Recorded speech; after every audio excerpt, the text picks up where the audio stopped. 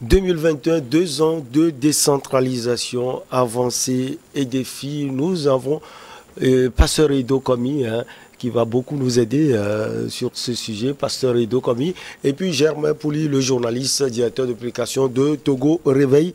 Pasteur Edo Komi, il y a eu des avancées en 2 ans. Il faut d'abord commencer par dire que la décentralisation, c'est ce transfert de compétences aux collectivités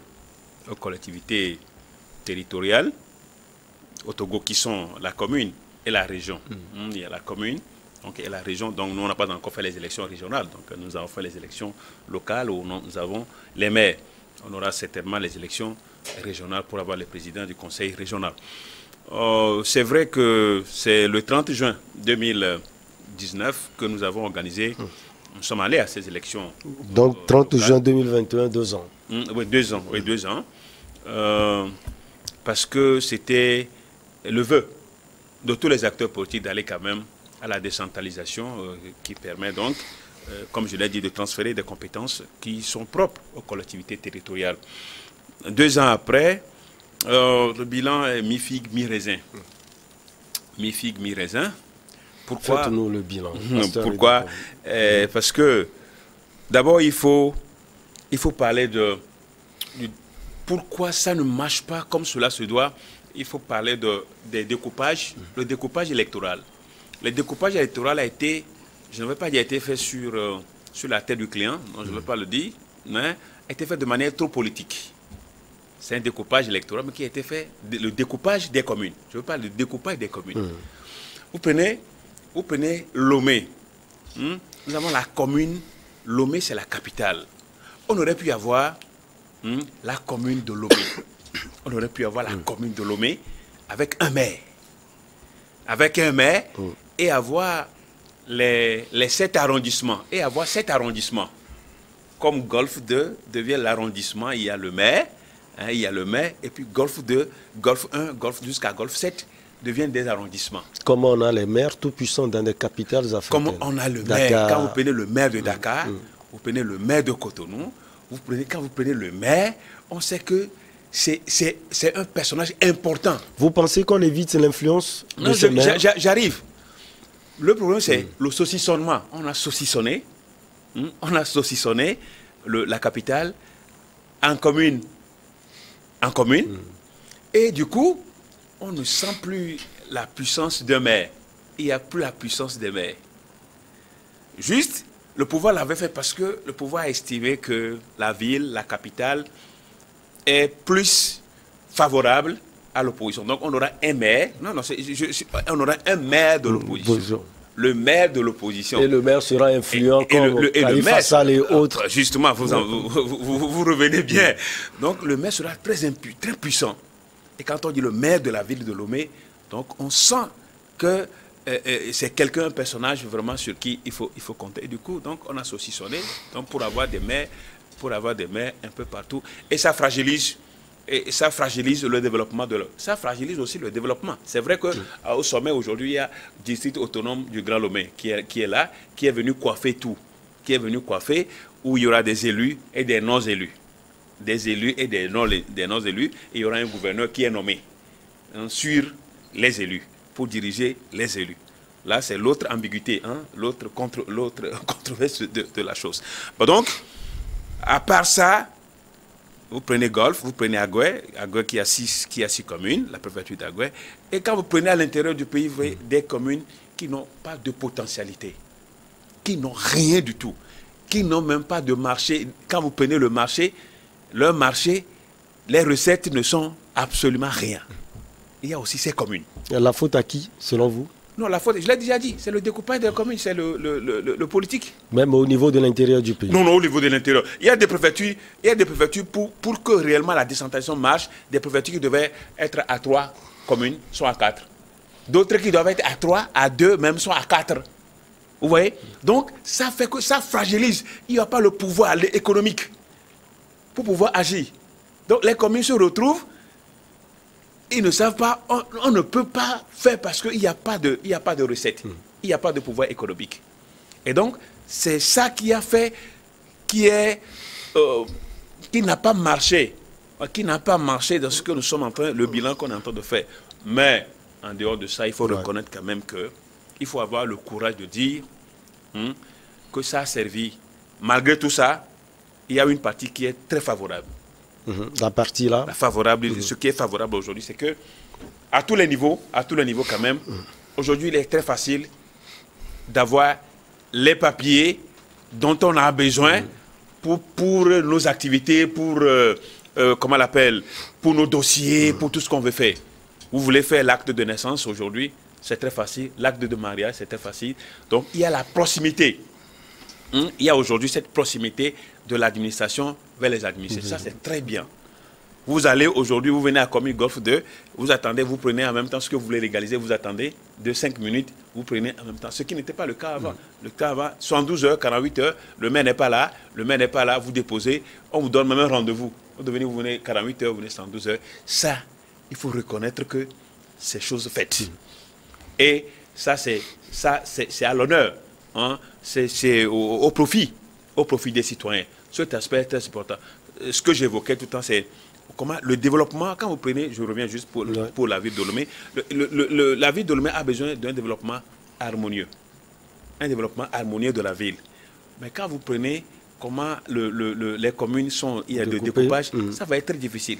Parce que supposons que nous avons de l'argent pour bitumer la route, par exemple, qui quitte, qui quitte chez le ministre Barké, à Noukafou, le ministre Barké chez Noukafou, pour déverser sur la rue Chamba, pour aller sur la rue Chamba, de l'autre côté, vers Amina et autres débouchés. Nous, par exemple, nous voulons construire cette ville, bitumer cette ville. Supposons que la rue là continue et débouche sur une autre commune. Supposons que ça débouche sur une autre commune. Si notre commune s'arrête là-bas, donc j'arrive là, moi je bitume. Maintenant, l'autre commune n'a pas de l'argent. Notre commune n'a pas de l'argent pour continuer. Alors, si c'était une commune en tant que telle... Oui, non, on fait en même temps la rue. On fait en même temps la rue. Parce que moi, j'ai de l'argent. Nous avons de l'argent pour faire. L'autre commune n'a pas de l'argent. Moi, je suis obligé d'arrêter à Boka de l'argent pour faire jusqu'à arriver chez Aimé Dikounou, Golf 7. Donc, le reste regarde Aimé Dikounou. Mais le reste regarde Aimé Dikounou. Et il ne peut plus continuer parce qu'il n'a pas d'argent. Donc le développement ne sera pas harmonieux. Donc c'est ça comment on l'appelle, les obstacles, hein, le saucissonnement de la ville de Lomé en cette commune. Germain Pouli, à vous aussi 2 ans de décentralisation au Togo, les avancées? Oui, il y a eu plusieurs avancées. Hein. Déjà, il faut se féliciter de la tenue de ces locales-là. On en parlait depuis très longtemps. On ne pensait pas que ça va devenir réalité. Et donc, dans le sillage des législatives de 2018, après, il y a eu ces locales-là qui ont eu lieu, donc avant la présidentielle.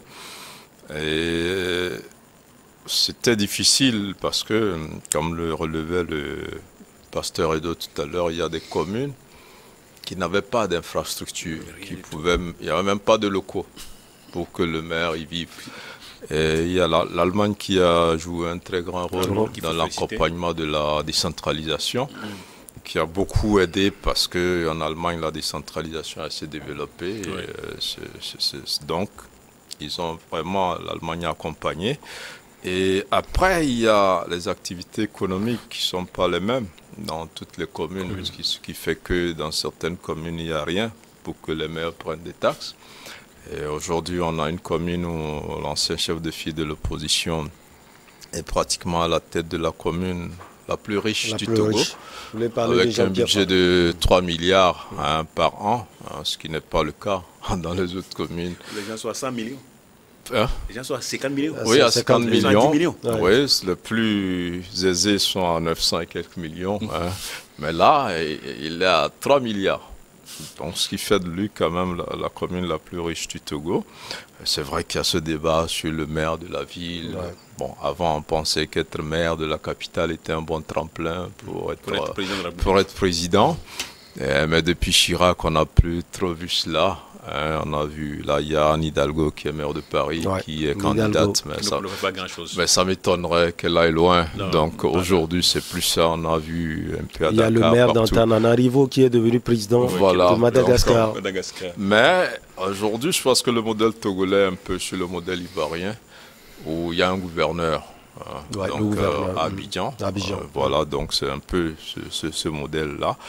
Mais le premier succès que moi je trouve dans la décentralisation, c'est un peu le fait qu'aujourd'hui des personnalités venues de différents partis politiques arrivent à travailler ensemble. Donc quand vous arrivez dans une commune, vous ne voyez plus les opposants, le parti au pouvoir et tout ça, même si il y a quelques mésententes, c'est pas aussi profond. Et les maires qui, pour la plupart, les conseillers municipaux qui, pour la plupart, sont jeunes, ont envie de marquer vraiment leur passage à la tête des mairies. Et vous verrez qu'en si peu de temps, malgré le manque de moyens qu'on constate, le maire essaie de se faire remarquer sur des projets. Et il a parlé des actes de naissance, l'administration de proximité rapide. Aujourd'hui, on le constate, hein, tous les maires veulent l'instaurer, veulent vraiment travailler pour leur communauté. Et ça, c'est déjà un point positif. Les élus locaux travaillent et vous voyez que ça aussi a contribué à baisser un peu la tension politique dans le pays, parce que les gens sont obligés de travailler, de collaborer au niveau du conseil municipal et de faire les projets ensemble pour leur commune. Et on voit un peu comment ça évolue, même dans les communes où il y a des problèmes. Parfois, vous verrez un conseiller issu de l'opposition qui soutient même un maire ou un conseiller issu du pouvoir. Et on en a vu, c'est plutôt une bonne chose. La difficulté aujourd'hui, c'est la gestion. D'abord les budgets et leur gestion. Une bonne partie des fonds des mairies leur sont alloués par l'État. Il y a l'OTR aussi qui fait un travail remarquable dans la collecte des recettes pour les maires et est en train de mettre en place un projet de recensement des opérateurs économiques en collaboration avec les communes. Ça a été fait, je pense, au cours du mois de novembre. Et il faut que les citoyens contribuent plus pour que les élus aient les moyens de travailler. En faisant quoi concrètement, Germain? Oui, que les gens paient les taxes d'abord prioritairement. Il faut payer les taxes. Prioritairement. Parce que les mairies vivent de cela. Et vous savez, il y a des grincements dedans, y compris moi-même. Je suis dans une commune où Pasteur Edo est élu local. La dernière fois, pour une petite affiche sur mon bureau, les maires m'ont demandé 75 000 par an. Ils vous ont envoyé des gens. Sans pitié, oui, ils m'ont envoyé des gens de façon musclée, alors que l'OTR, pendant la pandémie, ne fait pas ce genre de choses. Mais on comprend que les mairies ont besoin de cette taxe-là. Il faut que les populations comprennent qu'on a élu des gens à qui on doit donner des moyens pour faire des choses pour nous, parce que c'est les élus locaux, c'est ceux qui sont plus proches de nous et ils travaillent énormément avec les populations à travers les comités de développement des quartiers, tout ça à la base. Donc vous voyez que les maires participent même à l'élection de ces comités-là, qui travaillent étroitement avec eux. C'est vraiment un bel apprentissage. Donc il y a quand même certaines communes qui ont de réelles difficultés pour payer les élus à la fin du mois. J'en connais dans certaines parties septentrionales où des maires et des adjoints aux maires ont des arriérés de salaire, pratiquement. Ça existe parce que les communes sont incapables, économiquement incapables de payer. Et il n'y a que l'État qui envoie encore, et alors que l'État aussi a besoin d'argent pour ses propres programmes de développement. Mais on ne peut que saluer ce qui est en train de se faire et se dire aussi que c'est un apprentissage qui, par endroits, est assez rapide. Certains maires se sont vite retrouvés dans leur peau et essaient donc de se démarquer. Et ceux qui ont les moyens, c'est un peu plus facile. Ceux qui n'en ont pas sont obligés de se battre maintenant pour mobiliser les ressources et pouvoir donc exécuter leurs projets. Et donc ce n'est que 2 ans, on ne va pas être trop exigeant envers ces maires-là. Et on salue déjà l'ambiance qu'il y a au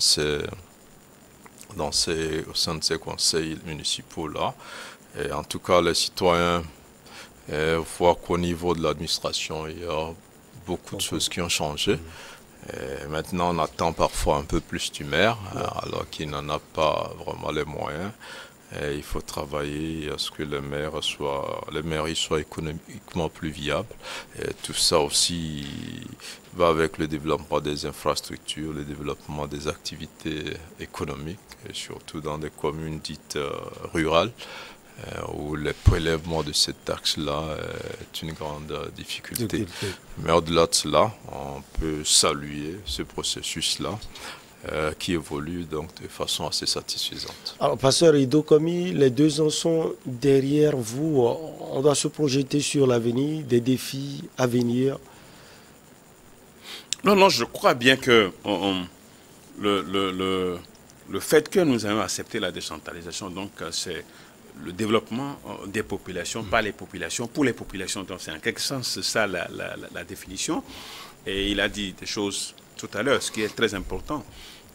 Sinon, on se félicite quand même de cette organisation, de l'organisation de ces élections locales.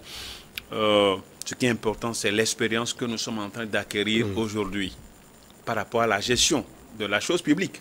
Qu'on ne veut pas, c'est la chose publique. Ce qu'on met à nos dispositions, c'est la chose publique. Puisqu'il y a l'État qui envoie à travers le fonds, à travers FACT, il y a l'OTE qui nous collecte les taxes et qui nous les reverse. Et donc, il y a nos ressources propres à travers les taxes que les populations payent. Donc, tout ça là, c'est des choses publiques. Donc, aujourd'hui, nous avons déjà acquis une expérience de 2 ans en matière de gestion de la chose publique. Et de Lomé jusqu'à ces cas, même ici, on reconnaît, comme elle a dit tout à l'heure, à certains endroits, il y a des difficultés énormes. Parce qu'il faut attendre les fonds de l'État, il faut attendre le truc de l'OTE. Ben, combien l'OTE va collecter dans ces zones pour pouvoir le verser en fonction de la gestion par prorata. C'est difficile. C'est difficile pour certains. Les gens se retrouvent avec le truc de l'OTE, se retrouvent avec rien du tout.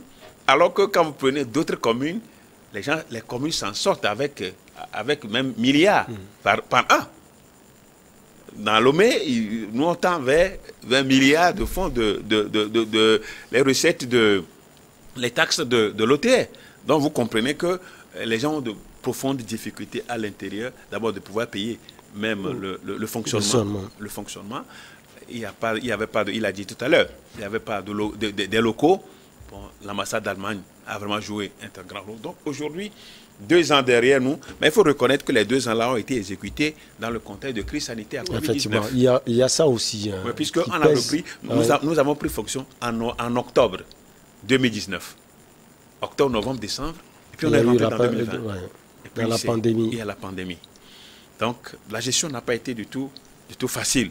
Parce que progressivement aujourd'hui, la pandémie, c'est vrai qu'il y a, mais on a appris à vivre avec la pandémie et puis les activités d'une manière ou d'une autre.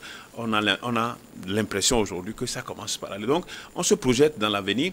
Ce serait pour nous, ce mandat de 6 ans, il faut quand même réussir à poser fondamentalement les bases de services décentralisés et permettre à l'État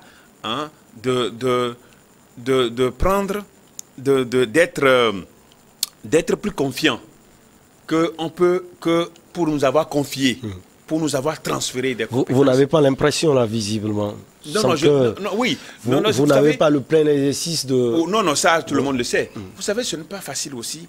Il y a les compétences propres, il y a les compétences transférées. Il y a les compétences partagées. Donc, il y a certaines compétences que nous n'avons pas. Donc, ça, c'est au sommet de l'État. C'est l'État qui tient.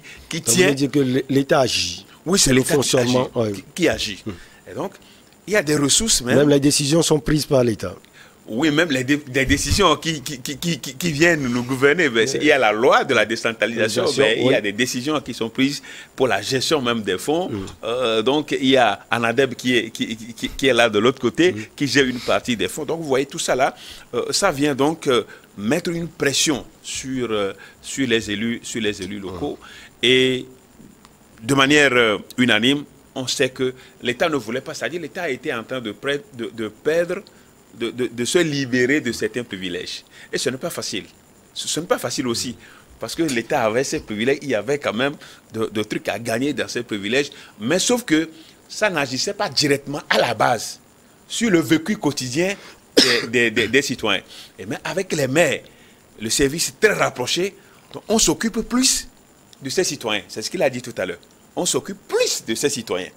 Et donc, à tous les niveaux, c'est une compétition, une concurrence aujourd'hui où Lomé, chaque commune veut se faire parler d'elle. Et vous allez voir même à travers les médias où on sent quand même qu'il y a un certain mouvement. Hein. Chaque maire veut se faire entendre et dire que c'est lui qui fait dans sa commune. Donc c'est une très bonne chose, ça il faut l'avouer. Maintenant, ce qu'on va demander à l'État, c'est de nous libérer les ressources, et de nous libérer certaines compétences et de ne pas mettre trop le frein à main. C'est-à-dire il y a un frein à main, il faut baisser un peu le frein à main et je pense qu'on fera quand même on va parler de ce frein, la gestion des fonds par Anadeb.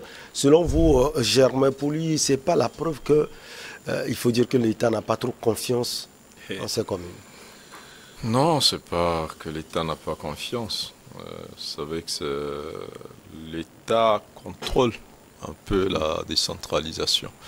Et le ministre de l'administration territoriale est parfois vu comme une sorte de superviseur des maires. Et ça ne passe pas beaucoup, mais c'est la loi qui l'a institué comme ça. Et le premier responsable du pays, c'est le chef de l'État. Il a mis une administration en place, il y a des préfets, tout ça, qui le représentent. Mais après, on a choisi une autre forme de démocratie qui voudrait que dans chaque coin aussi, on se choisisse des petits présidents qui sont les maires, qui gèrent aussi autrement les choses. Donc c'est un système, certains pays l'adoptent, d'autres ne veulent pas l'adopter, estiment qu'un pouvoir central peut le faire. D'autres estiment que la décentralisation est plutôt intéressante pour un développement vraiment à la base. Donc on en est là. Maintenant, il y a l'ANADEB qui gère une partie de certains fonds qui sont destinés aux collectivités voilà, aux mairies. C'est l'État qui donne cet argent-là. Et il a un droit de regard. Oui, c'est normal, même nous aussi à la presse. Quand l'État vous donne quelque chose à la fin de l'année, et on vous demande tous les justificatifs avant la prochaine dotation. Donc c'est tout à fait normal. Mais il y a quand même cette volonté-là d'accompagner les maires avec le ministère délégué à l'aménagement des territoires. Avec le jeune ministre Edieba qui fait quand même un travail assez remarquable. Hein. Vous savez, avec l'Allemagne, ils ont pu mettre en place ce plan de développement communal qui est un document qui aide beaucoup les maires, qui leur permet de s'organiser pour envisager le développement de leur commune, leur faciliter l'élaboration de ce plan-là, qui est un outil important. Je crois que dès que tout ça sera mis en place et que ces maires-là, qui, on l'a dit, sont en apprentissage, auraient maîtrisé un peu plus les rouages, on aura une décentralisation beaucoup plus réussie que dans certains pays. Vous savez, au Bénin, où il y a des ministres qui font coffrer des maires en désordre, dans d'autres pays où on ne... C'est vrai qu'il y a une concurrence. Le président est élu pour développer le pays. Il a des besoins, il a besoin d'argent pour faire certaines choses, mais en même temps, il doit prendre cet argent pour aider les communes qui, elles aussi, travaillent plus ou moins pour le même objectif. Et dans certains pays, l'État réduit. Un exemple, au niveau de la France par exemple, l'État réduit sérieusement ses dotations aux communes parce que l'État même a des difficultés. Ici, on ne le souhaite pas, on espère que ça va aller. On espère surtout que les maires vont trouver les ressources eux-mêmes. Parce qu'il faut encourager les initiatives économiques pour qu'on puisse prélever les taxes, pour que les citoyens puissent sérieusement contribuer. Donc la gestion aujourd'hui, on ne peut pas dire que le gouvernement sert trop. C'est normal, on espère que les maires aussi vont pouvoir avoir cette gestion-là au-dessus de tout soupçon, qui fera que demain, les vannes vont plus s'ouvrir. Bon, il y a même certaines petites difficultés. Vous savez, l'Allemagne a mis en place aussi un fonds pour soutenir les maires. On a vu aussi dans certains coins du pays comment ces premiers fonds ont été mal gérés, avec des problèmes en suspens. On n'en parle pas beaucoup dans la presse, mais ça existe. Donc il faut que ces conseillers municipaux là travaillent à ce que cette décentralisation qui n'existait pas depuis des dizaines d'années, qui reprend maintenant, soit un succès. Bref, c'est un vœu pour Pasteur Edo Komi. Merci beaucoup à vous, Germain Pouli. Vous avez fini, non? C'est nous qui vous remercions. Alors, Pasteur Edo Komi, aujourd'hui, mardi, pensée spéciale pour Dimas Dikodo. Oui, moi, je crois pensée spéciale à Dimas Dikodo. Vous savez, c'est un confrère qui nous a beaucoup manqué. Chaque fois qu'on se retrouve sur ce plateau, on lui fait une pensée spéciale. Nous sommes à la fin de l'année 2021. On aimerait que notre souhait, c'est qu'il regagne sa famille. Comme d'autres détenus dont nous avions parlé tout à l'heure.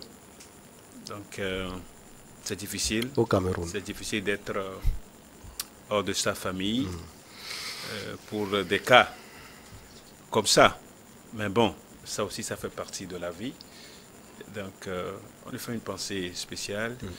On espère le retrouver bientôt. Et comme c'est notre passage, notre dernier passage avant la fin de cette année, donc je ne peux que souhaiter aux uns aux autres une année pleine de la grâce de Dieu, et sans oublier les coordinations du mouvement Martin Luther King qui sont un peu partout sur le territoire national. Donc voilà, bientôt nous allons nous retrouver dans l'année 2022. Et ce sera avec le même plaisir. Merci beaucoup à vous, Pasteur Edo Komi, infini. Merci parce qu'à chaque fois qu'on a besoin de vous, on vous appelle, vous répondez à notre invitation. Un plaisir. Germain Pouli, merci également à vous. En quelques secondes, vos voeux. Oui, d'abord à mon équipe de Togo Réveil, on travaille dans des conditions assez difficiles avec la pandémie et tout ce qu'il y a. Et donc, je la félicite pour la motivation, et qu'on maintienne le cap et que 2022 soit meilleur donc pour notre équipe. Et je profite aussi pour présenter mes voeux à tous ceux qui s'intéressent à notre média, tous les lecteurs de Togo Réveil. Et puis je ne vais pas oublier Niwo TV, qui nous offre ce plateau-là pour échanger. Et vous souhaitez aussi plein succès dans vos ambitions qui font honneur à notre pays, parce qu'aujourd'hui ces médias se positionnent assez sérieusement sur le plan international. Et tout notre vœu, c'est de vous voir évoluer de succès en succès pour atteindre vos ambitions. Merci beaucoup. Surtout avec la détention du droit de transmission de la Coupe du Monde. Je crois que c'est l'image du Togo qui sera vendue de par le monde entier. Merci infiniment. Bravo à vous. À vous, c'est la direction de New World TV qui fait un travail remarquable. Merci donc à toute la direction. Merci également à vous pour toute l'attention particulière. On va se retrouver la prochaine fois toujours avec le même plaisir. Excellente suite de nos programmes. Merci.